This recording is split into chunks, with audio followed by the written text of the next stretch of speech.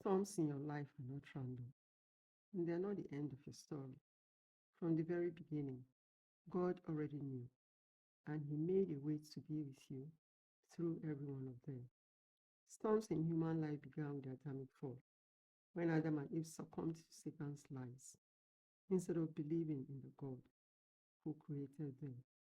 Because they chose to believe a lie instead of the truth, they forfeited the beauty of the Garden of Eden and all its benefits, stepping into pain and hardship that God never intended for them. After man's disobedience, in Genesis chapter 3, verse 16, God pronounced judgment on the woman to go through labor pains and childbearing, to have desire for a husband and his rulership over her, and to Adam for listening to Eve. Cursed is the ground because of you.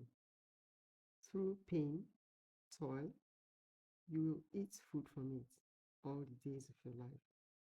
These are the consequences of the fall, introducing toil, hardship, and a curse upon the earth that now shapes human existence.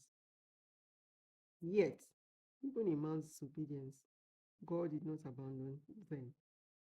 He made garments of animal skin for both Adam and Eve, something they could not have provided for themselves. This shows that even in judgment, God's love was still present.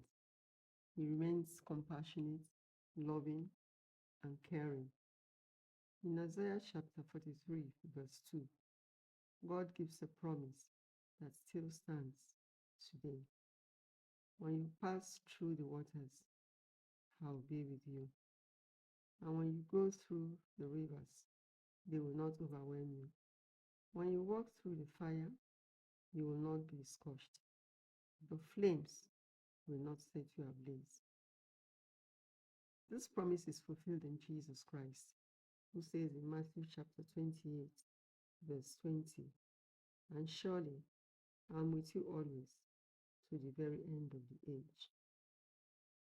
God's love for us has not changed. He still walks with us through both seen and unseen trials. We may not experience His physical presence, yet He is always with us. In Him we find comfort, assurance, protection, and strength in the midst of life's storms. If you feel like you're going through a storm right now, you are not alone. God is with you, even there. If you have not yet come to know Jesus Christ, you can receive His love today. It is never too late. His love is personal. His love is constant. His love does not change.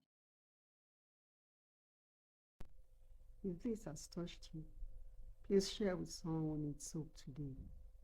God bless you all.